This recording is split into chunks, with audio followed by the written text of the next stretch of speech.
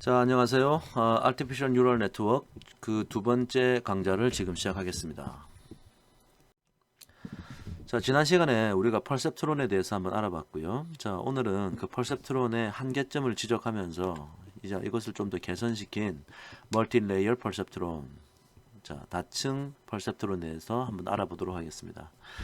자, 구조와 원리, 그 다음에 학습과 인식의 과정을 볼 텐데요. 자, 여기서 이 학습의 과정에서 에라 백 프로포게이션 알고리즘이라는 게 있어요. 자, 요 방식을 통해서 이제 이 다시 러닝을 시킬 텐데요. 자, 여기에 이제 조금 이제 수학식이 조금 복잡한 면이 있습니다. 하지만 가만히 살펴보면 제가 설명을 좀 드리면 다 이해할 수 있는 내용이니까 자, 한번 보도록 하죠. 자, 이번에 이제 할 얘기는요. 멀티 레이어 퍼셉트론입니다. 자, 레이어가 여러 개 있다는 뜻이네요. 자, 주로 언제 사용하냐면 linearly non-separable한 상황, 즉 선형으로 분리가 안 되는 상황에 주로 사용합니다.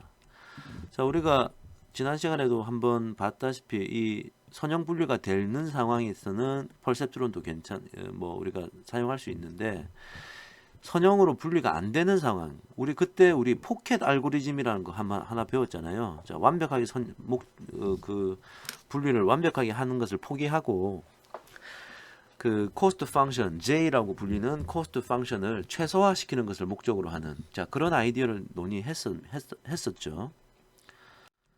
자, 그런데 일단 기본적으로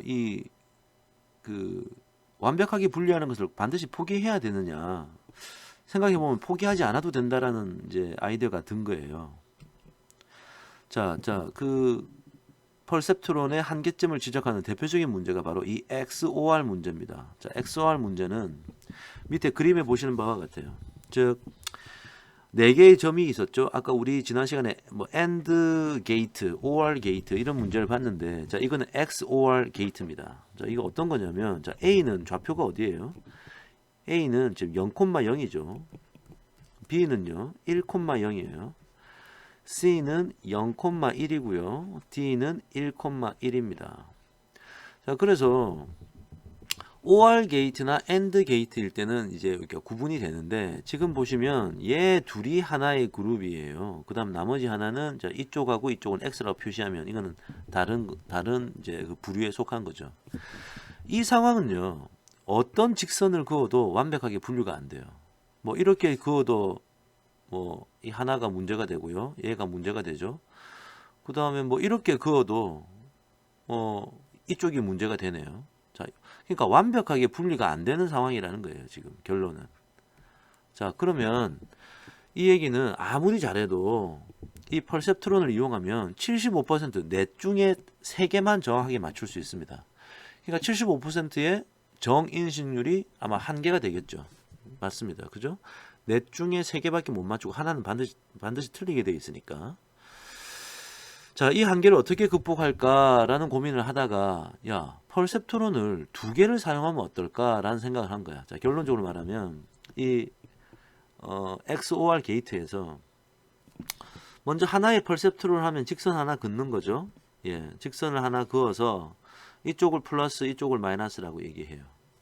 자, 그 다음에 또 다른 하나의 직선을 그어서 이쪽은 플러스고 이쪽은 마이너스라고 한다면 2개의 퍼셉트론에서 플러스라고 한 것들은 여기하고 여기 지금 제대로 찾아낸 거 아닙니까? 나머지는 이제 이 다른 부류다라고 판단한 거니까 자, 이거는 이제 성공을 한 거죠. 아, 그런 아이디어가 있구나. 자, 이 얘기는 수학적으로 표현하면 첫 번째 요 decision boundary. 자, 이 첫 번째 수학식은 이제 요식일 거고요. 자, 두 번째 수학식은 이제 요식일 겁니다. 이렇게 2개를 이용하면 1과 2를 이렇게 제대로 구분할 수 있다. 뭐 이런 얘기예요. 자, 2번을 이제 퍼셉트론을 하자는 얘기인데 사실 이걸 좀 정확하게 표현하면 밑에 있는 지금 이 그림인데요. 먼저 여기 지금 인풋 레이어로 여기를 아까는 이제 출력 레이어가 여기 하나 있었는데 그래서 하나 이렇게 연결시키면 하나의 퍼셉트론이죠. 근데 지금 여기도 하나 해가지고 여기 하나 더 했으니까 2개의 퍼셉트론을 했어요. 자, 그럼 여기서 끝마치지 말고 이제 우리가 이것들을 이용해서 다시 이 결과물을 다시 인풋으로 집어넣는 퍼셉트론을 하나 더 만들자는 거지. 그러니까 두 개의 퍼셉트론을 일단 여기 인풋, 여기가 이제 X 인풋으로 하고 그 결과물을 다시 퍼셉트론으로 잇는 세 번째 퍼셉트론을 한번 고민해 보자. 자, 그래서 지금 여기 가중치가 여기 다 나와 있는데요. 자, 첫 번째 퍼셉트론의 가중치가 마이너스 0.5, 그 다음에 1, 그 다음에 1이네요. 그래서 이게 마이너스 0.5, 1, 1 이런 게 하나 있고, 그 다음에 마이너스 1.5 마이너스 1 마이너스 1, 즉 1.5 마이너스 1 마이너스 1 이런 게 있는 거고, 그 결과물을 한 번 더 하니까 마이너스 1, 1, 1, 자, 마이너스 1, 1, 1. 자, 이렇게 만들면 되지 않겠느냐라는 생각을 한 거예요. 즉 이제 두 단계에 걸쳐서 문제를 해결할 텐데요. 자, 어떤 단계냐? 첫 번째, 원래 특징 공간을 새로운 공간으로 매핑을 한다. 자, 우리가 A, B, C, D, X, O, R 문제에서요, 4개가 있었는데 원래 이제 첫 번째 점은 0,0이고 두 번째는 1,0, 세 번째는 0,1, 네 번째는 1,1이었습니다. 자, 이거 가지고 첫 번째 퍼셉트론을 하나 만들어. 그럼 첫 번째는 이제 마이너스 1이 나오고 1, 1, 1 이렇게 나오고, 두 번째 퍼셉트론은 플러스 플러스 플러스 1, 여기 마이너스 1이 나왔네. 그래서 이것을 다시 인풋으로 해가지고 퍼셉트론을 한 번 더 만드는 거예요. 퍼셉트론 세 번째는 이걸로 하면 나중에 이제 1, 1 나오고 마이너스 1, 마이너스 1 나오게 만들 수 있거든요. 자, 그래서 이제 퍼셉트론을 두 가지를 한 번 하는 걸 이제 첫 번째 단계, 그 다음에 그 결과물을 한 번 더 하니까 두 번째 단계. 자, 이렇게 볼 수 있는 겁니다. 자, 이걸 좀 더 그림으로 좀 개념적으로 표현하면, 첫 번째 단계에서 첫 번째 퍼셉트론의 결과가 이쪽이에요. 그래서 A는 마이너스 1이고 B, C, D는 플러스 1이니까 A만 여기가 마이너스 1이고요. 여기는 플러스 1이거든요. 그래서 B, C, D가 플러스 1이 나온 거야. 두 번째 퍼셉트론의 결과물이 세로축이라고 보면 A, B, C는 플러스 1이고 D만 마이너스 1이네. 여기가 마이너스 1이고요. 여기는 이제 플러스 1인 그런 상황이죠. 그러니까 첫 번째 단계로 이렇게 한번 퍼셉트론 1, 퍼셉트론 2를 돌리고 나면 이러한 공간의 매핑이 새롭게 된 거야. 그죠? 자, 그러면 이제 우리가 할 수 있는 거는 이제 있는 거죠. 자, 요렇게 경계선을 쫙 그으면은 이쪽 동그라미 밑에 쪽은 네모 이렇게 완벽하게 구분이 되는 거죠. 알고 보면 여기는 B하고 C고 여기는 이제 A하고 이제 D인데 우리가 완벽하게 분리를 해낸 겁니다. 자, 이렇게 하도록 우리가 지금 1단계, 2단계를 했는데, 자, 일반화 시켜서 그리면 여기가 입력층이고 여기가 최종 출력층이고요. 여기서 1로 가는 게 1단계고 여기서 1로 가는 게 2단계인 거야. 그래서 이 가운데 있는 것을 이제부터 은닉층이라 부를 거예요. 자, 영어로는 첫 번째 것이 인풋 레이어고요. 마지막 것이 아웃풋 레이어고 중간에 있는 것은 히든 레이어야.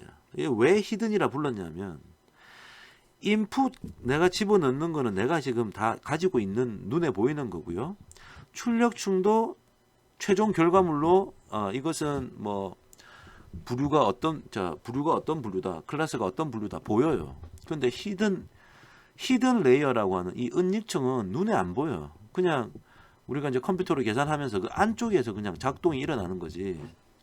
우리가 뭐 바깥으로 보이는 게 아니거든요. 자, 그래서 이제 히든 레이어라 불렀다. 자, 그럼 여기서 우리가 이제 러닝을 시킨다는 것은 여기 보시면 여기는 이제 다 U네요. U를 소문자로 이렇게 U 다 U라 적어놨어요. 그 다음에 노테이션 이거 아래 첨자 적은 거 보면 0에서 1로 가는 건 0, 1 그죠? 0에서 J번째 노드로 가는 것은 뭐 0J라고 불렀겠네. 여기서 이제 1에서 I번째에서 J번째로 가는 것은 IJ라고 지금 이렇게 부르고 있는 겁니다. 자, 요 화살표죠. 자, 그렇게 노테이션을 정합시다. 여기에 있는 얘들을 다 모아서 이제 벡터로 나타내면 이제 U라는 벡터가 될 거예요.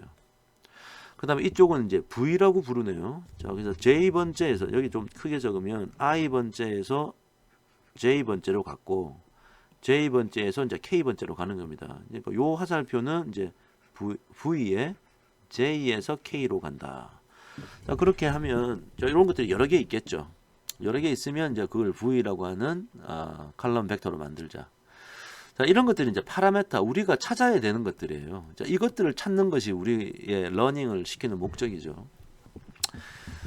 자, 그래서 지금 이제 우리 이 PPT에서 지금 사용할 이제 노테이션은, 자, 입력층은, 자, 제일 처음엔 얘는 이제 바이어스를 위한 그런 노드고요. 그 다음에 원래 이제 데이터는 요게 이제 우리의 입력 데이터죠. X1에서부터 XD까지 움직이니까, 자, D라는 것은 퓨처의 수입니다. 하나의 어떤 인풋 관측체가 있을 때 걔가 D개의 퓨처, 영어로 말하면 우리 통계학에서 말하는 변수라고 생각하면 됩니다. variable이라고 생각해도 되고요. 자, 그 다음에 히든 레이어에 있는 노드는 총 P개가 있네요. 여기 지금 P라고 적어놨지 않습니까? 자, P는 이거는 우리가 마음대로 정하는 거예요. 자, 그래서 사용자 지정이에요. 자, 이렇게 우리가 지정해서 뭔가 우리 이 작업의 퍼포먼스를 변화시키는 것을 우리가 하이퍼 파라메타라고 정합니다. 자, 파라메타는 우리가 최종적으로 답을 얻기 위해 답을 얻는 러닝을 시키는 그 결과물로서 우리가 찾고 있는 거고, 하이퍼 파라메타는 우리가 뭔가 또 지정해 줘야 되는 거예요. 사용자가 지정해 줘야 되는 거예요. 오케이? 자, 그렇게 이해하시면 되고요. 그 다음에 출력층의 노드는 이제 M이라고 표현됐는데, 자, 그럼 이 M은 어떻게 정하는 거냐? 만약에 우리가 클래시피케이션의 문제다. 즉 분류하는 문제다. 그럼 클래스의 숫자가 바로 M이 되는 거야. 자, 예를 들어서 A, B, C 세 개의 클래스 중에 하나를 선택해야 된다. 그럼 M은 3이 되는 거죠. 반면에 우리가 뭐 회귀 문제라고도 부르지만 예측 문제라고 이제 프리딕션이라고 부르는데, 회귀 문제는 클래시피케이션, 즉 어느 부류에 속한다 이걸 알아맞히는 게 아니고, 그냥 어떤 예를 들어서 매출액이 얼마다. 예를 들어서 우리가 어떤 X 조치를 취했더니 최종 결과물로 Y가 매출액이 얼마다. 뭐 그런 걸 알아맞히는 거예요. 자, 그래서 최종 결과물이, 자, 아니 우리 통계학에서는 Y는 뭐 예를 들어서 F of X라고 하면 X를 집어넣어서 Y를 예측하는 거 아니겠습니까? 자, 이 Y가 하나면 이 M이 1인 거고요. 우리가 이것도 예측해야 되고, 뭐 Y2 이것도 예측해야 돼요. 그러면 이제 변수의 수는 두 개지. 그래서 M이 두 개가 되는 겁니다. 이 Artificial Neural Network, 즉 특히나 우리가 지금 하고 있는 이 MLP, 그리고 이것의 확장형인 Deep Learning 같은 것이 이 분류와 회귀의 문제를 둘 다 풀 수 있어요. 네, 아주 파워풀하죠. 자, 그래서 인풋 레이어, 히든 레이어, 아웃풋 레이어로 구성되어 있다. 자, 그러면 이제 조금 수학적으로 한번 표현해 보죠. 자, Artificial Neural Network은요, 일종의 함수입니다. 자, 즉 무슨 얘기냐? 제일 처음에 input x가 들어가. 그러면 히든 레이어에서 z라는 놈이 나오겠지. 그 다음 그 z를 이 안에 집어넣어 가지고 마지막 출력층으로 바꾸어주는 장치, 어떤 수학식의 q라는 수학식에 집어넣어서 아웃풋을 우리가 만들어내는 거예요. 아니, 함수죠. 자, 이 얘기는 먼저 x를 집어넣어서, 자, p라는 함수로 z를 만들고, 그 다음에 그 결과물을 q에 넣으니까 이렇게도 표현할 수 있겠네. 간단하게 말하면 x 집어넣어서 마지막 아웃풋 내는 거죠. 이게 세 개가 다 같은 표현입니다, 사실은. 오케이? 같은 표현이다. 자, 그러면 먼저 우리가 이제 러닝을 시키기 전에 뭔가 인풋이 들어가면 히든 레이어를 거쳐서 아웃풋 레이어에서 O라고 하는 아웃풋으로 나와야 돼요. 자, 그 계산을 우리가 forward computation이라고 합니다. 자, 이것은 두 단계로 구성되어 있죠. 퍼셉트론에서 했지 않습니까? weighted sum을 계산하고 그 다음에 activation function 계산했죠. 마찬가지입니다. 이것도 늘 그렇게 할 거예요. 자, 여기서 이제 weighted sum을 계산하는 것을 한번 생각해 보면, 자, 지금 우리가 예를 간단하게 제가 몇 개 그리면 이게 이제 인풋 레이어고요.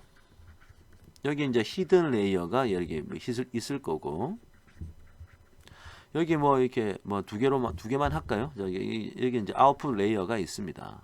아웃풋 레이어. 그러면 이제 이게 이렇게 그다음에 이렇게 그다음에 이렇게 연결되고, 또 이게 이렇게 이렇게 연결되는 거 아니겠어요? 자, 그러면 제일 처음에 들어가는 건 x고요. x가 들어가서 이 가운데 있는 이런 노드에서 어떤 일이 일어나냐면 먼저 가중합을 구해. 즉 weighted sum을 구해. 자, weighted sum을 자, 이렇게 적읍시다. weighted sum을 먼저 구한 다음에 이것을 activation function tau 안에 이걸 집어넣는 거죠. 자, 그래서 나온 결과물이 뭐다? 자, 우리가 Z라고 부를 겁니다. 그러면 여기서 Z가 나온 거예요. 그러니까 두 가지 작업을 하는 거지. 첫 번째 가중합. 그죠? 가중합을 첫 번째 하고 두 번째 activation function. 그래서 결과물이 Z가 나온 거예요. 이 Z를 다시 아웃풋으로 가는 이 뉴럴 네트 이제 집어넣는 거죠. 자, 그래서 나온 것이 이제 Y가 됩니다. 자, Y는 어떻게 되느냐? 이 Z가 1번 다시 weighted sum이 되는 거죠. 그 다음에 2번 이 weighted sum을 다시 activation function 안에 자, 요 안에 집어넣어 가지고 이게 이제 아웃풋으로 나오는 거예요. 그죠? 아웃풋. 자, 그래서 지금 제가 이제 요걸 이렇게 적었는데 이걸 조금 이제 다른 표기로 적으면 그래요. x가 들어가 가지고 첫 번째 weighted sum이 나온다. 자, 은닉청의 J번째 노드 하나를 J번째 노드라고 여기가 J번째 노드라고 선택을 한번 해봅시다. 그러면 J는 1에서 P까지 여기가 1이고 닷닷닷 여기 P가 나왔다. 지금 3개밖에 없으니까 1, 2, 3이지만 그러니까 일반화시키면 1에서 P까지 있는 거죠. 자, 그럼 J번째 노드는 J번째 노드에는 먼저 weighted sum이 계산되지 않습니까? 자, 그것을 이렇게 부르자. G sub sum이라고 제가 부를게요. 그러니까 G sub sum이 먼저 계산돼. 이게 weighted sum이야. 자, 1번. 그 다음에 2번. 이 weighted sum을 지금 tau라고 하는 이 함수 activation function에 넣어서 z를 구했잖아요. 그래서 z가 구해지는 거야. 자, 이렇게 노테이션 한번 적어볼게요.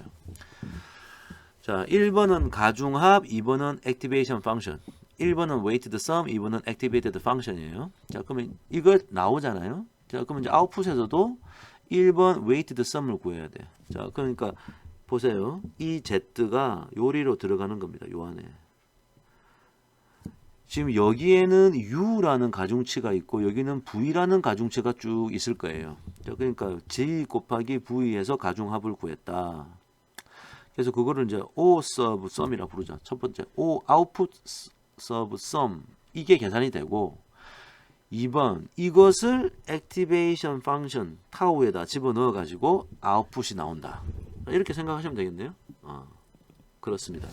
자, 일단 요 노테이션을 잘 기억하고 있읍시다. 자, 여기서 지금 제일 처음에 x는 어디서 어디까지? x는 x 이제 여기 뭐 그냥 일반화시켜서 이걸 x of i라고 적으면 i는 1에서부터 d까지 있다 그랬죠. 아까 우리가. 그렇죠? 1에서 d까지 있고요. J는 우리가 J라고 G는 J라고 표현하면 자, 여기도 이제 J라고 붙겠지. 자, J는 몇 개 있어요? 자, 1에서부터 P까지 있는 겁니다. O는 여기서 이제 뭐 어느 한 일반적인 걸 어떤 K번째 뭐가 있다고 하자. 뭐 여기 하나 더 하면 3개라고 하면요. 이게 진짜 K번째라고 하면 K라는 그 노테이션을 쓰면 K번째 아웃풋, K번째가 아웃풋이 있는데 이 K는 어디서 어디까지? 1에서부터 M까지 움직이는 거죠. 그죠? 자, 1에서부터 닷닷닷 해서 M까지 간다. 얘는 1에서부터 여기는 이제 여기 바이어스를 위한 0번째고 여기서 1에서부터 닷닷닷 해서 D까지 있는 거예요. 그러지 않습니까? 자, 그렇게 이제 이해를 조금 하고 이런 노테이션을 쓰기로 하고 다음을 봐야지 이제 혼동을 좀 피할 수 있을 것 같아요. 자, 그래서 지금 제가 말씀드렸던 이런 계산, 자, 첫 번째 계산, 두 번째 계산이 필요하네. weighted sum만 따져도. 자, 그래서 앞으로 쭉 가는 요거를 이제 전방 계산. 왼쪽에서부터 오른쪽으로 쭉 가는 거잖아요. 이게 쭉 가는 거니까 전방 계산이라고 부릅시다.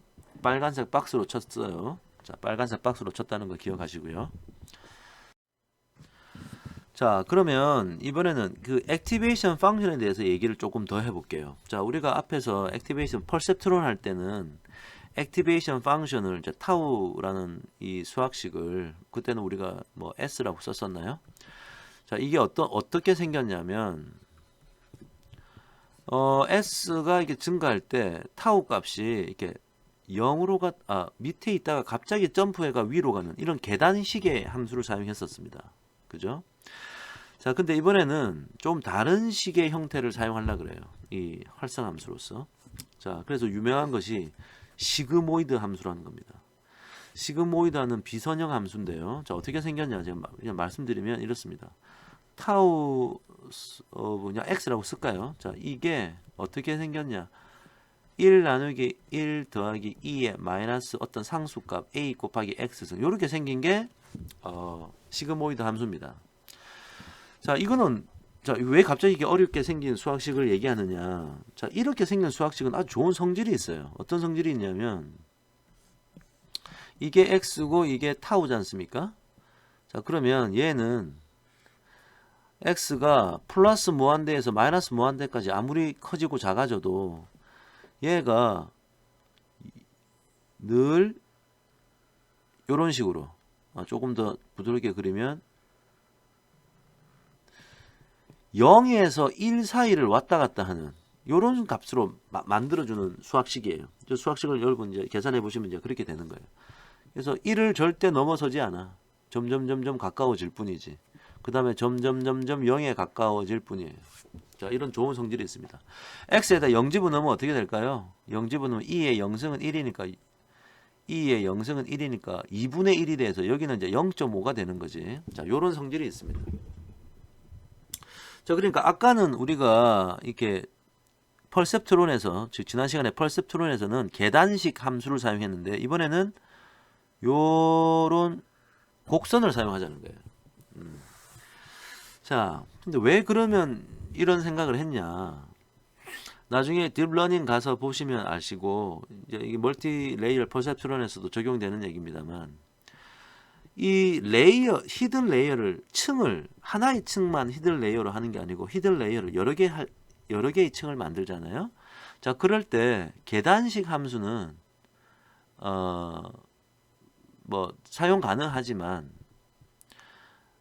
이 약간 곡선으로 이어진 게 훨씬 더 좀 정확도가 높은 좋은 결과물을 내뱉게 됩니다. 자, 이때 이제 우리가 이제 이런 걸 비선형 함수라 그러는데, 자, 선형의 함수는 어떤 스트레이트 직선이에요. 선형의 함수는 직선이에요. 만약에 액티베이션 펑션을 만약에 이런 식의 액티베이션을 만든다. 이런 식의 액티베이션을 만들면 이거는 사용할 가치가 없어요. 딥러닝 같은 곳에 가면 이제 히든 레이어를 늘릴 텐데 이런 선형의 함수는 딥러닝처럼 레이어를 여러 층을 할 아무런 의미가 없어져요. 그래서 그냥 레이어가 없는 거나 마찬가지인 효과가 나타나게 되고요. 결과적으로 이제 non-linear 함수를 사용하게 되면 히든 레이어 이렇게 곡선으로 휘어진 것은 히든 레이어를 수를 많이 했을 때 효과가 더 좋아진다. 자, 일단은 그렇게 알고 있읍시다. 딥러닝에 대한 강의를 만약에 하게 되면 그때 좀 더 자세히 다루도록 하고요. 자, 시그모이드 함수라는 것이 이제 스텝 펑션이 아닌 이게 점프하는 게 아니고 곡선이 되어 있다. 부드럽게 이어져 있다.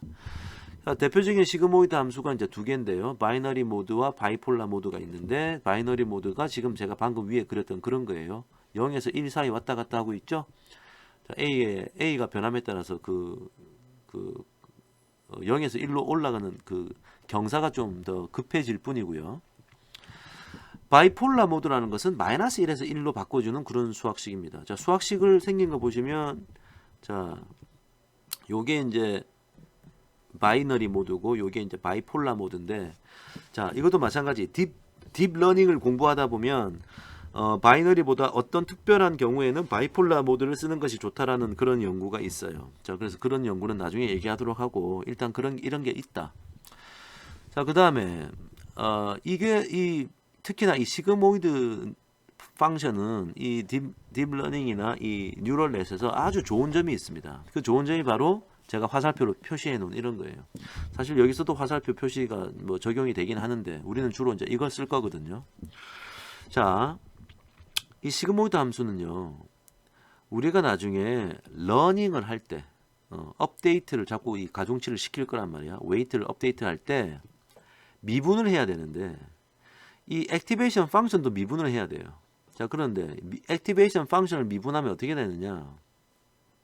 인트레스팅 하게도 액티베이션 펑션을 미분하면 다시 그 액티베이션 펑션들이 들어가 있어.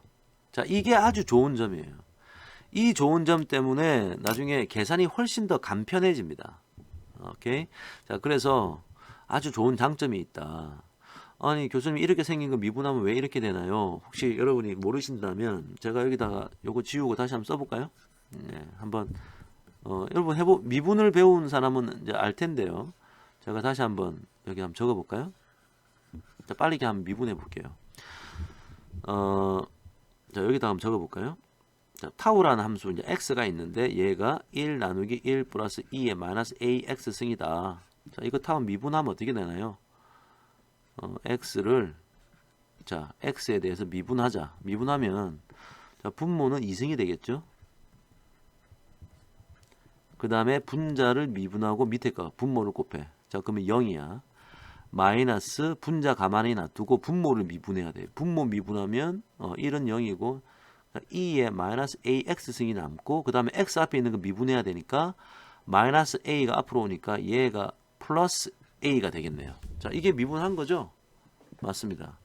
근데 이제 a는 그냥 상수니까 요 앞에다가 쓸게요. 여기다가 a라고 쓰겠습니다. 요까지 됐죠?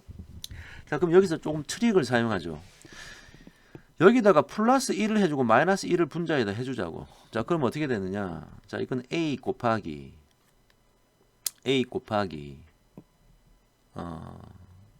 그래요. a 곱하기 한 번 더 적어볼게요. 그냥 1 더하기 2의 마이너스 ax 승의 2승 분의 1 더하기 2의 마이너스 ax에다가 빼기 1 하게 된 거죠. 자, 요렇게 쓸 수 있겠죠? 맞습니까?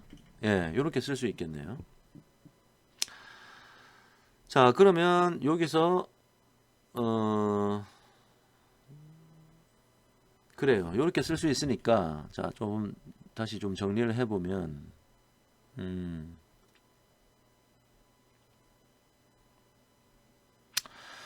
자, 이것은 자, 이걸 두 개로 나눌 수 있겠네요. 자, 요거를 어디다 쓸까요? 자, 이걸 좀 요쪽에다 쓰겠습니다. 자, 자, a 곱하기 이게 보니까 여기 첫 번째 괄호 있는 거하고 분모하고 가져오니까 결국은 1 나누기 1 플러스 2의 마이너스 ax 승이 될 거고 곱하기 뒤에 마이너스 1 때문에 네. 마이너스 1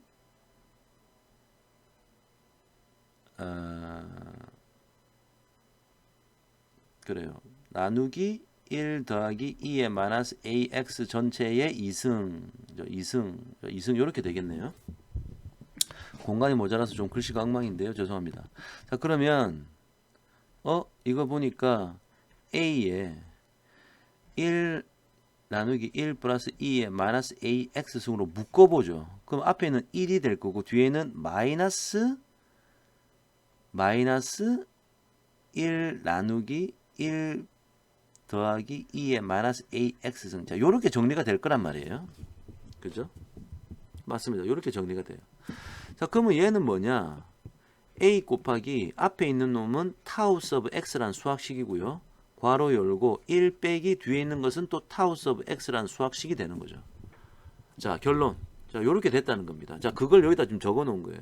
요렇게.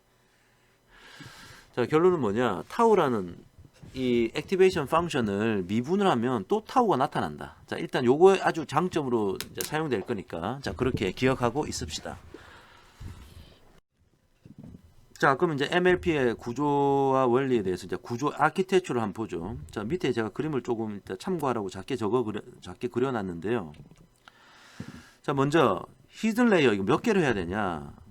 이 층을 요렇게 하나만 할 거냐, 아니면 이걸 옆에다가 또 하고 이게 해도 되느냐. 정답은 없고 딥러닝은 이걸 많이 한 거예요. 그래서 딥러닝은 많이 했다. 그게 정답은 없습니다. 몇 개를 해야 되느냐에 대한 정답이 없어요. 그 다음에 층 간의 연결을 어떻게 하느냐. 지금 보시다시피 계속 이렇게 모든 걸 연결했죠. 그래서 feed forward MLP라고 부르는데 그냥 다 연결한 거예요.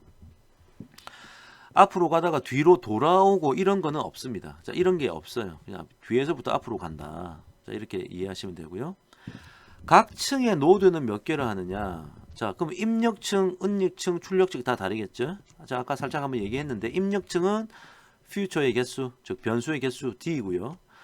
은닉층은 P는 이 은닉층 하나에 지금 P개가 있다고 했는데 여기 P라고 적어놨지 않습니까? 여기 P라고 적어놨죠. 여기 지금. 이게 몇 개로 해야 되는지 정답이 또 없어요. 그냥 성능이 좋은 것으로 해야 됩니다. 자, 이런 게 조금 애매한 부분인데 하여튼 정답은 없어요. 그 다음 출력층은 이제 M개의 이제 출력층이 있는데 이 M을 어떻게 정하느냐. 아까 제가 말씀드렸는데 클래스 분류 문제, 즉 범주형 개수, 분류 문제면 범주형 변수가 있는 거죠. 그럼 범주의 개수, 즉 클래스의 개수만큼 이 M이고요. 회귀 문제, 즉 예측 문제면 그 내가 예측하고자 하는 아웃풋의 개수, 즉 y1, y2 이런 게 몇 개냐 이거에 따라서 그 m이 정해진다. 자, 이렇게 일단 이해하시면 됩니다. 자, 그 다음에 어떤 활성화 함수를 사용해야 되냐. 자, 바이너리 모드 써도 되고 바이폴라 모드 써도 돼요. 자, 우리 교재에서는 이제 바이너리 모드를 한번 써보고 또 뭐 할 텐데 한번 보도록 하죠. 자, 그러면 MLP에서 러닝을 한다는 건 뭐냐. 자, 인풋은 트레이닝 데이터셋을 집어넣어요. 집어넣어서 결국은 U하고 V 이 벡터를 찾는 겁니다. 자, 그때 이제 우리가 자, 인풋에 이 T라는 놈이 들어있지 않습니까? 인풋에 이 T를 자, 클래스 라벨 벡터라고 이제 부를 거고 혹은 뭐 타겟 벡터라고도 부르는데요. 자, 이게 어떻게 쓸 거냐면 이런 걸 우리가 자, 지금 내가 네모 박스 치는 이 내용인데 이런 걸 좀 딥러닝에서는 주로 쓰는 용어인데요. one hot encoding이라 불러. encoding. 자, 이건 뭐냐? 자, 부류가 오메가 J에 속하면 J는 그러니까 오메가 0, 오메가 1, 오메가 2 다다다다 있는데 J번째 1 첫 번째, 두 번째 J번째의 값만 1이고 나머지는 다 0이야. 자, 그렇게 표현하겠다는 거예요. 오케이. 자, 그래서 J번째 요소만 1이고 나머지 모두 0을 갖는다. 만약에 이것이 바이너리 모드가 아니고 바이폴라 모드, 양극 모드면 J번째만 1이고 나머지 첫 번째, 두 번째 나머지 뭐 J가 몇 가지 있습니까? 이게 타겟의 값이 뭐 예를 들어 m개가 있으면 이거는 나머지는 다 마이너스 1로 표현하면 되겠죠. 자, 이런 상태에서 결론은 뭐라고? 그래요. W와 V를 구하는 겁니다. 자, 그거를 그러면 이제 러닝이 된 거예요. 자, 그러면 이제 러닝을 어떻게 시킬 거냐? 알고리즘이 필요한데 아까 우리가 봤던 1, 2, 3하고 우리 펄셉트론에서 공부했던 1, 2, 3과 같아. 자, 1은 구조를 정의하고 수학식 정의, 2는 코스트 펑션 정의, 3은 알고리즘 최적화하는 알고리즘 설계. 자, 1번 구조 및 수학식을 정의해보자. 자, 우리가 forward computation 전방 계산하는 거 아까 했잖아요. 아까 요 수학식이거든. G 언더바 sum 계산하고 G 계산하고 그 다음에 O 언더바 sum 계산하고 타우 안에 집어넣어 가지고 O 계산하고 이게 바로 일단 수학식이에요. 여기에 지금 전부 다 U도 들어가고 이제 V도 들어가고 하니까 이것들을 찾는 거야. U하고 V를 찾는 것. 자, 이게 수학식을 정의한 거고요. 두 번째, 코스트 펑션 정의해야 되는데 자, 이제 멀티레이어 퍼셉트론에서는 이렇게 할 겁니다. 최종 결과물은 아웃풋 O잖아요. 그래서 O하고 실제 트레이닝 데이터셋의 클래스 정보, 즉 부류 정보 T하고 비교하는 거야. 그래가지고 그 차이가 만약에 이게 두 개가 같으면 차이는 0이죠. 다르면 무슨 값을 가지는데, 그러니까 작으면 작을수록 좋고 크면 안 좋은 거니까 이거를 2승을 취해서 다 더해버렸어. 자, 2승을 취한 이유는, 자, 어떨 때는 이 괄호 안에 있는 것이 양수고 어떨 때는 음수면 상쇄되지 않습니까? 다른데도 상쇄되는 것을 막기 위해서 2승을 취했어. 그 다음에 부류가 그 1에서부터 m개의 부류가 있기 때문에, 자, 마지막 하여튼 이 마지막 노드에서 노드의 개수가 m이지 않습니까? 마지막 아웃풋 레이어에서. 그래서 m개까지 다 더해서 그게 작아야 돼. 자, 근데 앞에 있는 2분의 1은 뭐냐 이건? 이건 왜 했냐? 좀 이따 말씀드리겠지만 요거를 이제 미분을 해야 돼요. 또 미분을 하게 되면 요 앞 뒤에 있는 2가 앞으로 와서 약분되면 편해, 좀 수학식을 간소하게 만들기 위해서 자, 요렇게 만들었다. 이렇게 이해하시면 될 것 같아요. 자, 그래서 비용함수가 정의가 됐습니다. 자, 이게 크면 안 좋은 거고 우리는 이걸 이제 미니마이즈, 최소화 시키려고 노력할 거예요. 자, 결과적으로 x가 이렇게 들어가서 u하고 v를 어떻게 해가지고 아웃풋 만들어내고 실제 이 t하고 이제 비교해 보는 거지. 자, 그런 과정이네요. 물론 x가 들어가서 이 안에 이제 z로 한번 변하긴 하겠죠. z를 다시 o로 변하는 과정을 지금 우리가 설명하고 있었습니다. 자, 그러면 이제 최적화를 어떻게 시키느냐. 자, 결론은 이 코스트 함수 e를 최소화시키는 방향으로, 줄이는 방향으로 세타를 수정해 나간다. 자, 여기서 세타라는 것은 이 세타라는 것은 u하고 v죠. 예, 자, 이런 것들을 여러 개 있는데 최소화시켜 나간다. 그래서 그레디언트 디선트 알고리즘하고 똑같은 거예요. 자, 일단 h 시점의 v에서 h 플러스 1 시점의 v로 업데이트 시키고 h 시점의 u에서 h 플러스 1 시점의 v로 업데이트 시킵니다. 자, 업데이트 어떻게 시키느냐? 무언가를 더해줘야 돼. 이렇게 그 무언가 더해주는 것이 뭐다? 러닝 레이트에다가 마이너스 이거 미분한 거, 그죠? 이 코스트 함수를 v로 미분하고 u로 미분해서 마이너스 곱해서 러닝 레이트 곱해서 더해준다 그랬잖아요. 자, 그래서 이렇게 됐다. 자, 요것이 일단 가중치를 갱신하는 원리죠. 자, 제가 보라색으로 동그라미 치고 이렇게 박스 쳤습니다. 자, 이게 이제 가중치를 갱신하는 거야. 업데이트 시킨다는 얘기예요. 이 갱신이라는 얘기는 업데이트죠. 자, 그러면 결론적으로 수도 코드로 나타나면 이런 거네. x를 집어넣어. 그 다음에 학습률 p를 집어넣어.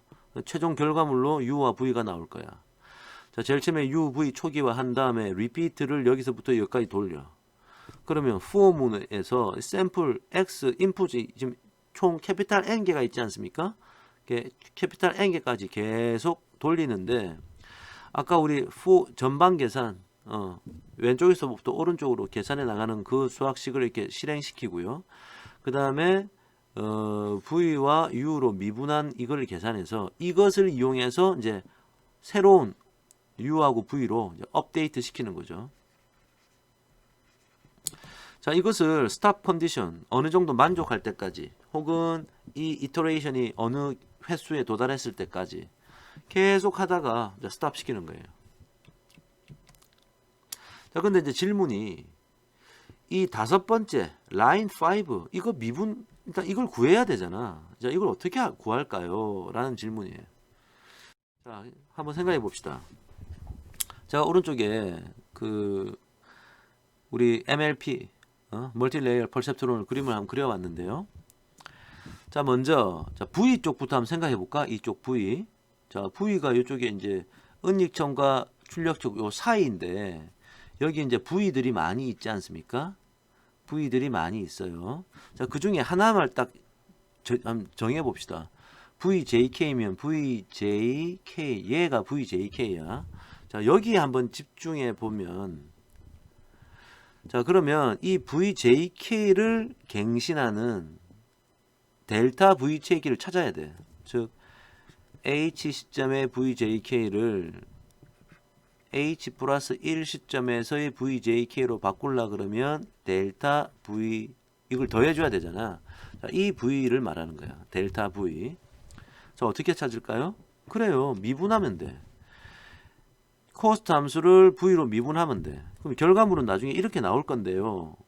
이거 한번 따져봅시다. 왜 이렇게 나왔는지. 지금 되게 복잡해 보이지만 다 여러분 할 수 있는 거야. 사실 알고 보면 할 수 있는 거야. 수학적으로 간단해요. 미분만 할 줄 알면 돼. 자, VJK로 미분한다 그랬잖아. 자, 그럼 VJK가 아까 어디 있냐면 얘잖아. 여기를 한번 집중해 봅시다. 제가 점선 박스 친 거. 집중해서 다시 한번 그려볼게. 자, 밑에 있는 요 그림, 요게 지금 그 점선이거든. 자, 그러면 이 VJK가 자, 이 코스트 함수에 영향을 미치는 어느 정도 자, 이 편미분을 하면 어떻게 되는지 찾고 싶어. 자, 근데 코스트 함수는 위에 적어 놓은 이 식이란 말이야. 이 식. 그지? 우리가 봤죠? 근데 여기 이제 서메이션까지 돼 있는데 VJK하고 관련이 있는 것은 VJK는 K번째 노드로 가가지고 아웃풋 O sub K에 영향을 미쳐. 그러니까 O sub 1, O sub 2 이런 건 상관이 없어. O sub K만 관련이 있지? 그러면 VJK로 미분하면 나머지는 다 필요 없고, 즉 서메이션 이런 거 다 필요 없는 거야. 필요 없고 결국 K만 이렇게 남았던 거죠. O sub K, K에 관련된 것만 남아 있겠지? 얘만 미분하면 돼요. 자, 그래서 그 내용 때문에 이렇게 간소화가 된 겁니다. 자, 그럼 그 다음 수학식은 어떻게 나왔냐? 자, 그 다음 수학식. 이거 미분하면요. 자, 이게 이제 일종의 체인 룰이라 그러죠. 여러분 체인 룰 기억나세요? y하고 예를 들어서 x를 이렇게 미분을 한다. 자, 이거는 y를 어떤 다른 함수로 예를 들어 5로 미분하고 5라는 수학식을 x로 미분하는 거나 똑같은 거죠. 자, 그럼 이거 사실은 약분돼서 없어진다고 하는 거니까 같은 거 아닙니까? 자, 이런 게 지금 체인 룰이라 그러죠. 자, 그래서 체인 룰을 적용해 본 거예요. 자, 그래서 사실은 이 위에 있는 이 식을 O sub K로 미분하니까 이렇게 됐고, 그 다음에 O sub K를 V로 미분한 거야. 오케이? 자, 그 다음에 그럼 요거는 그대로 있고, 이 O sub K가 뭐냐면 사실은 O sub sum을 액티베이션 함수에 집어넣은 게 바로 이 O sub K거든. 맞죠? 그래요. 이거예요. 자, 그럼 O sub sum의 타우를 이제 미분하면 되는데 이것도 체인 룰을 적용하는 거야. 또 체인 룰을. 아까 여기서도 지금 체인 룰이고 한 번 더 적어야겠네. 여기서도 체인 룰을 적용한 거고 미분할 때 체인 룰이라는 게 있지 않습니까? 자, 이것도 자, 이건 아까 제일 처음에 그대로 있고요. 자, 위에 있는 것을 O sub sum으로 미분하니까 이렇게 되고 그다음에 그 O sub sum을 다시 이제 V로 미분하는 거야. 체인 룰을 적용한 거지. 오케이? 자, 그러면 요거 그대로 있고 위에 있는 요거 그대로 있고 마지막 이 괄호가 이제 얘가 된다는 얘긴데 얘는 왜 그러냐? 자, 우리 그 전방 계산, weighted sum 계산할 때 O sub sum은요, 이 히든 레이어에서 나온 Z하고 히든 레이어에서 아웃풋 레이어로 이어주는 V랑 곱해서 가중합을 한 겁니다. 그죠? 자, 그럼 여기서 이 O sub sum을 V로 미분하면 뭐만 남겠어?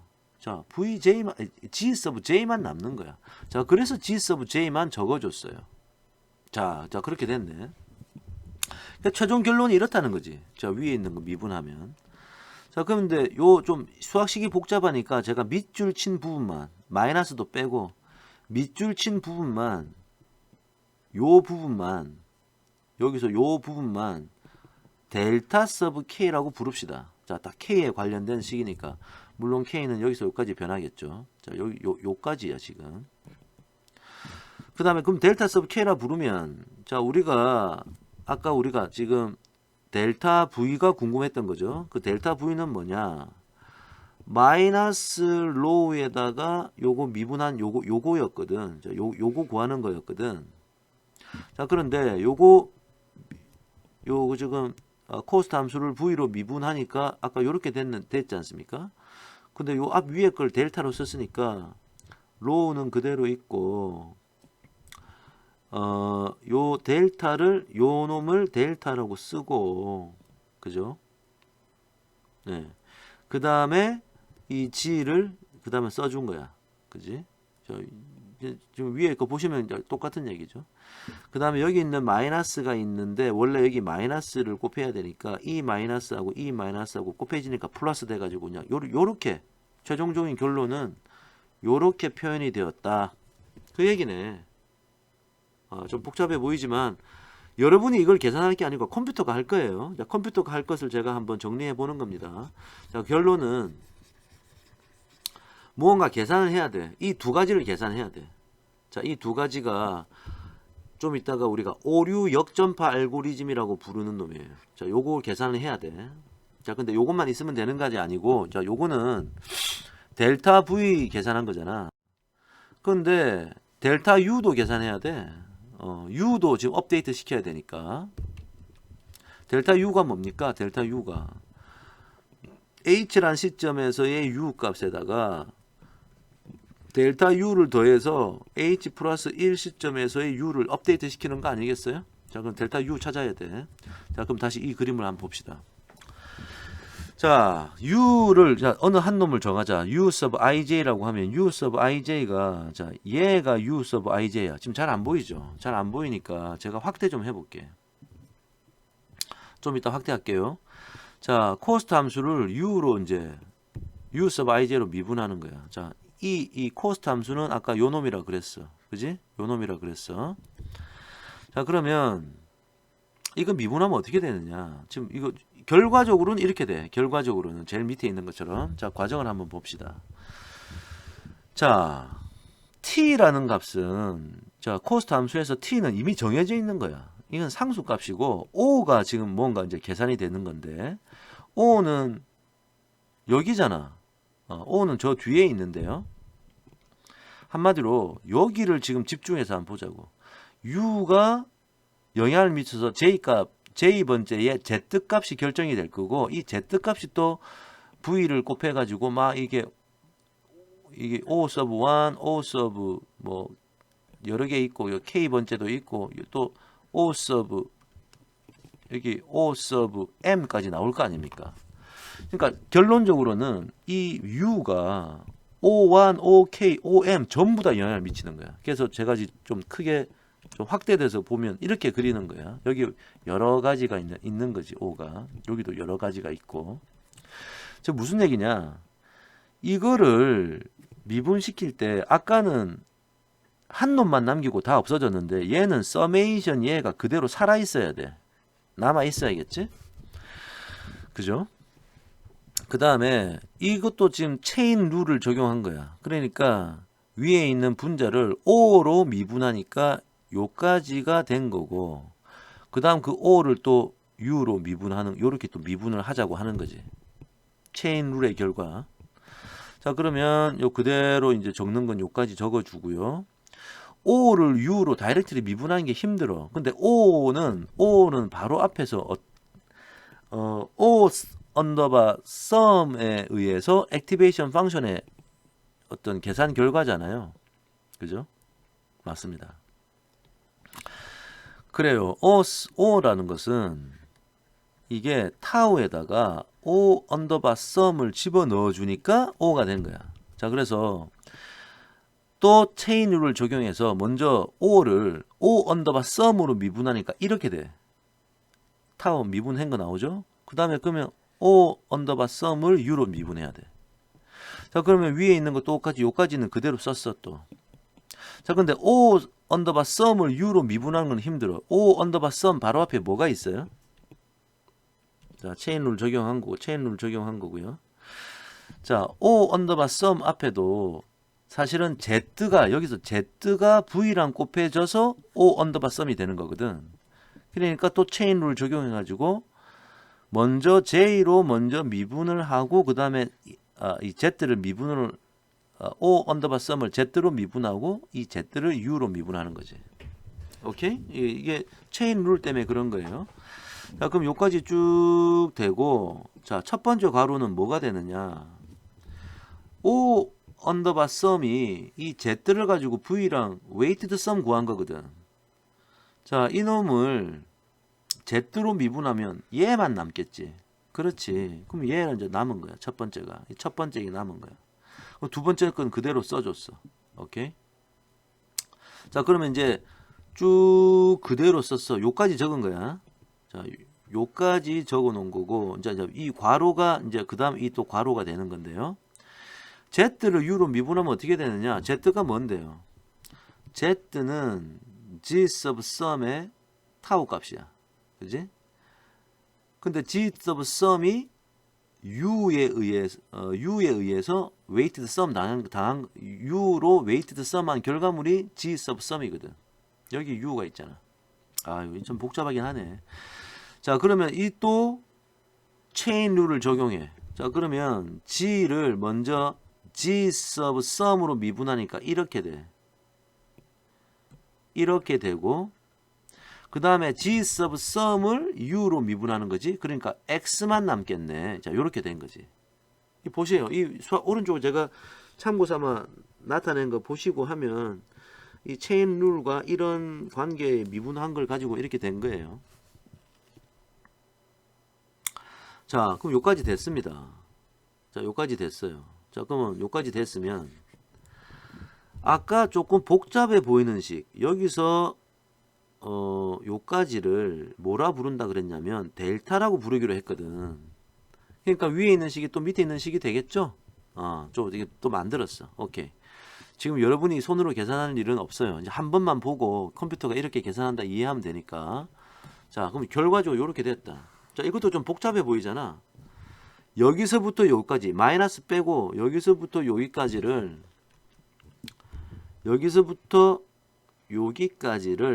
자, 여기서부터 여기까지가 지금 좀 순서가 달리 적었는데, 자, 얘를 먼저 적었어. 얘를 먼저 이렇게 적었어. 그 다음에 이 서메이션이 있는 거 여기다 적었어. 왜냐면 이 서메이션 앞으로 얘가 나올 수 있는 이유는 서메이션은 K에 대해서 지금 돌고 있는데 앞에 있는 이 제가 위에 있는 거 이거는 K하고 상관이 없거든. 그래서 앞에 가져온 거예요. K랑 관계 있는 건 이 두 놈이 관계가 있네. 그 이 두 놈만 가져온 거야. 오케이? 자, 그러면 이렇게 요 놈을 에타 서브 J라고 부르자. 불렀어. 그냥 뭘 계산을 해야 돼. 그냥 이름만 그렇게 불렀어. 자, 그러면 델타 U라는 것은 마이너스 로우, 자, 마이너스 로우에다가 코스트 펑션 U로 미분한 거 아닙니까? 자, 근데 코스트 펑션 E를 U로 미분하니까 지금 요렇게 쭉 해가 요까지 나온다고 했잖아. 자, 그러면 요것도 요 파트를 또 에타로 표현한다고 했으니까 결과적으로는 이렇게 돼. 지금 제가 지금 표시한 요게 결과물이고 나머지는 이제 다 자, 에타는요. 요 놈이 에타고요. 델타 U는 결국 마지막 얘다. I하고 J만 변하겠지. 다 했어요. 자, 다 했습니다. 자, 그래서 결론적으로 말하면 우리가 이 두 값을 계산을 해야 돼. 이것이 지금 오류 역전파 알고리즘에 포함된 놈이라고. 자, 다 했어요. 자, 그럼 오류 역전파 알고리즘은 뭐냐? 자, 수도 코드로 따지면 크게 보면 세 파트로 나눠져 있고요. 한 파트는 전방 계산, 두 번째 파트는 오류 역전파, 세 번째 파트는 가중치 갱신으로 구성되어 있습니다. 나머지는 다 이미 앞에서 봤던 거기 때문에 한번 보세요. 인풋은 얘야. 트레이닝 데이터셋, 그 다음에 학습률 로우 집어넣으면 우리가 원하는 U와 V가 나오게 돼 있어요. 자, 어떻게 나오느냐? 먼저 랜덤하게 초기화 시키겠지? 오케이. 자, 그 다음에 바이어스도 뭐 랜덤하게 뭐 하나 숫자를 줬네요. 자, 그 다음에 리피트를 하는데 X 샘플 각각에 대해서 포문을 돌리면서 이걸 다 하는 거야, 지금. 그러니까 이것은 패턴 모드네요. 그죠? 우리 배치 모드가 있고 패턴 모드가 있잖아요. 이번에 패턴 모드로 하는 걸 그냥 보여주는 거예요. 하나씩 샘플 우리가 관측치 하나씩 집어넣으면서 업데이트 시키는 거예요. 자, 그래서 전방 계산 오류 역전파 있는데 아까 제가 동그라미 해놓은 거 빨간색 박스 쳐놓은 거 봤죠? 자, 그것을 이제 쭈르륵 포문을 돌려서 계산해. 그 다음에 오류 역전파 연한 초록색과 진한 초록색 제가 앞에서 PPT에서 박스 친 거 있죠? 자, 그것을 다 계산해. 그 다음에 가중치 갱신은 저 앞에 가면 제가 동그라미 이렇게 가중치 갱신이라 해놓고 보라색 박스 친 거 있거든. 자, 전방 계산하고 그런 다음에 오류 역전파 계산하고요. 그러니까 업데이트 되는 과정이지. 그러니까 그러니까 가중 그 코스트 함수를 u와 v로 미분하는 과정이에요. 미분해서 뭘 구했지. 그래서 그거 가지고 지금 요 놈을 이 안에 집어넣고 요 놈을 요 안에 이제 집어넣어 가지고 업데이트를 시키는 과정이네. 자, 그래서 계속 돌다 보면 끝난다 이거지. 자, 끝. 자, 다 했어요. 아, 이런 원리로 돌아가는구나. 자, 연습 문제인데요. 제가 이제 시간 관계상 그냥 문제 설명만 하고 여러분 혼자 스스로 보셔도 될 것 같아요. 자, 이 지금 뭐 D는 2, P는 2, M이 2. 이게 두 개가 있고, 이게 두 개가 있고, 이게 두 개가 있다는 얘기네. 그 다음에 초기에 이니셜 웨이트, 초기 가중치를 이렇게 뒀다라고 칩시다. 랜덤 넘버로 막 마음대로 줬다 치자고. 자, 줬어요. 이렇게 준 상태에서 액티베이션 방수로는 알파는 1인 양극 시그모이드 함수, 바이폴라 시그모이드 함수를 썼다는 얘기네. 그러니까 플러스 1, 마이너스 1에서 왔다리 갔다리 하는 자, 이런 곡선의 바이폴라 함수를 썼다는 거지. 그래요. 바이폴라 모드인 시그모이드 함수를 썼고 로우는 0.2라고 넣었다고 하자. 그래서 앞에 봤던 수도 코드처럼 넣어서 하는 것을 손으로 한번 해볼라 그래. 자, 그래서 예를 들어서 하나만 예를 들어보니까 자, x 요게 요렇게 들어가 있으면 t가 요렇게 된다. 자, 요런 게 지금 이제 나와 있다 칩시다. 자, 그러면 이 양극 시그모이드니까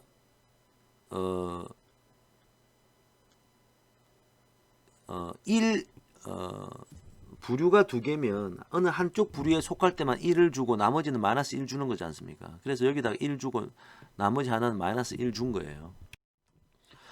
자, 그러면 그 아까 수도 코드에 나와 있는 것처럼 먼저 전방 계산부터 해보자. 동그라미, 빨간색 동그라미. 자, 그러면 G 언더바 썸 이런 거 계산하고 그럼 G1, G2 계산한 거야. 그 다음에 O 언더바 썸 계산하고 O1, O2 이런 거 계산한 거지. 자, 그럼 결과는 이거 집어넣었을 때 O1, O2가 이거하고 이거니까 이렇게 나왔다라는 얘기야. 원래는 뭐가 나와야 돼? 마이너스 1, 1이 나와야 되거든. 차이가 있잖아요. 그러니까 이 O하고 이 T를 지금 비교하는 거야, 지금. 비교하니까 많이 다른다. 다른데, 그러면 좀 얼마나 다르냐? 코스트 함수 2를 계산하자고. 그럼 우리 수학식이 있지 않습니까? 그러니까 이만큼이 됐네. 지금 한 번 쭉 그냥 앞으로 계산하니까 아직 업데이트 시킨 적 한 번도 없어. 웨이트를 업데이트 시킨 적 없고 그냥 계산했더니 코스트 함수가 0.83이 나왔네. 0.83 얼마예요? 자, 그러면 이제 이거를 오류 역전파로 이제 업데이트 시킵니다. 자, 그러면 이제 델타 1, 델타 2 계산하고 그거 가지고 이 삼각형 델타 V, 델타 V를 계산하고 그다음 에타를 계산하고 델타 U를 계산해. 다 계산한 거야. 저걸 계산하고 나면 이제 업데이트 시키는 가중치 갱신 보라색 동그라미 친 거 있지 않습니까? 자, 그걸로 이제 갱신을 하는 거야. 그래서 앞에서 그 델타 V 구한 걸 자꾸 이렇게 더해주고 더해주고 하니까 V가 업데이트 되고 U가 업데이트 되더라.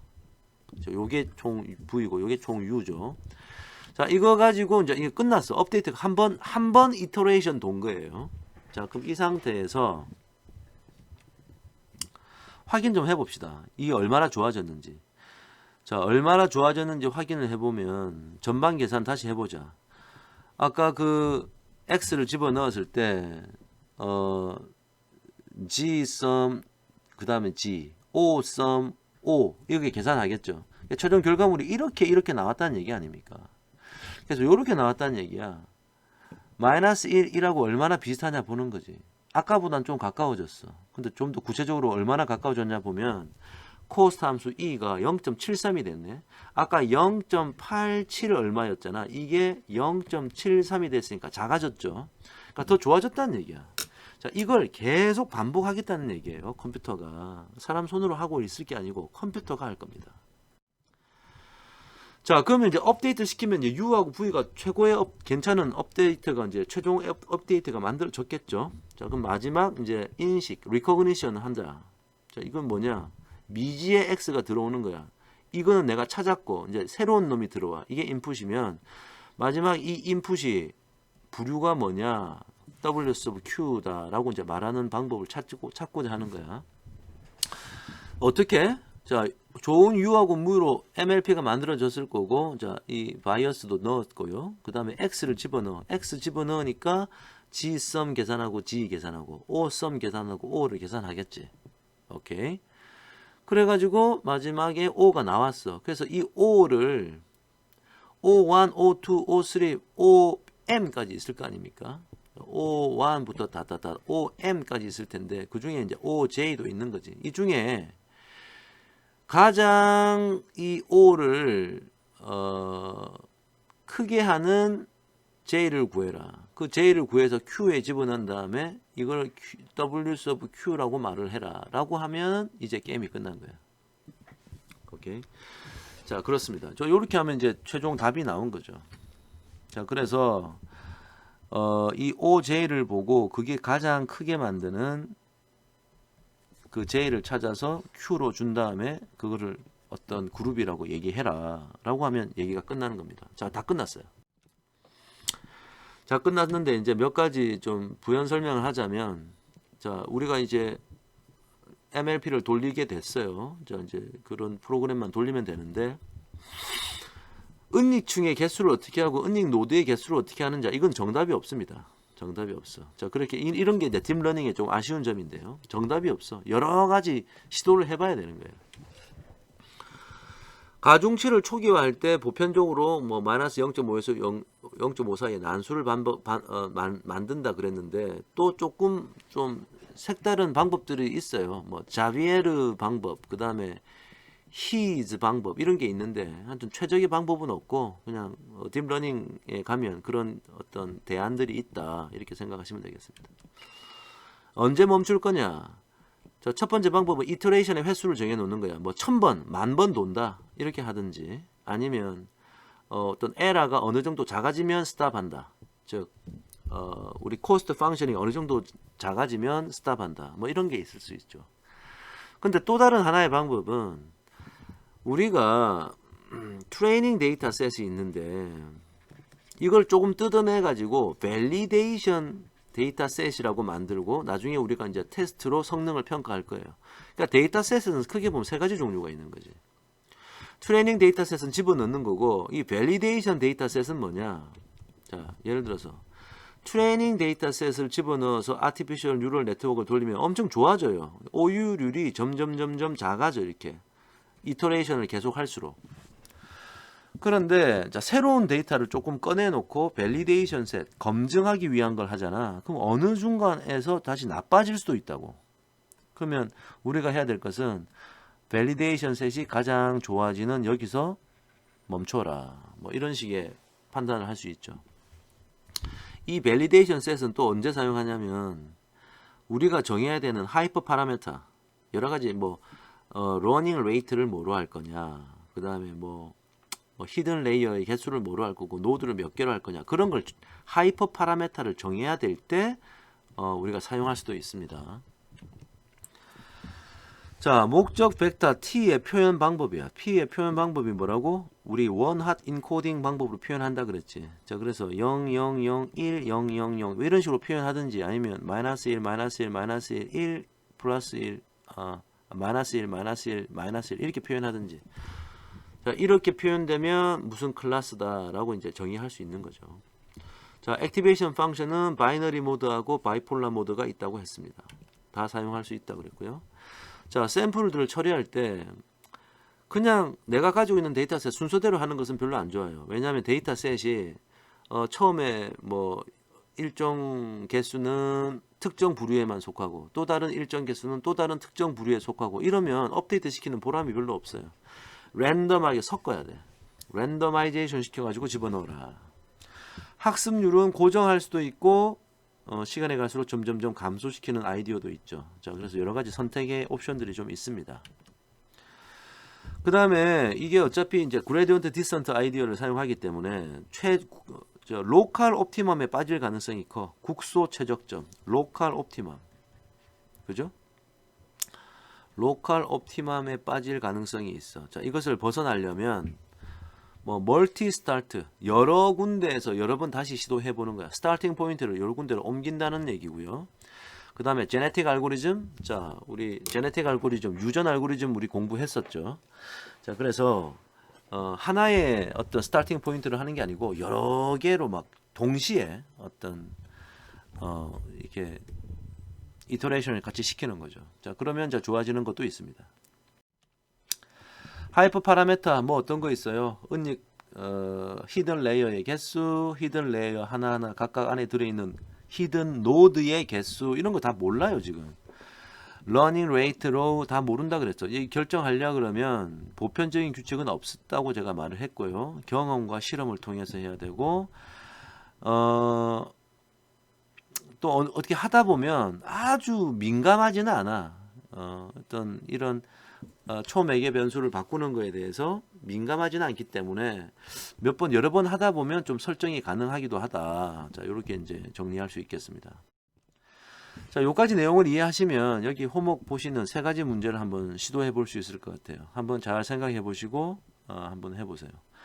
자, 요까지가 멀티레이어 퍼셉트론, 즉 인공신경망에 대한 모든 강의였습니다.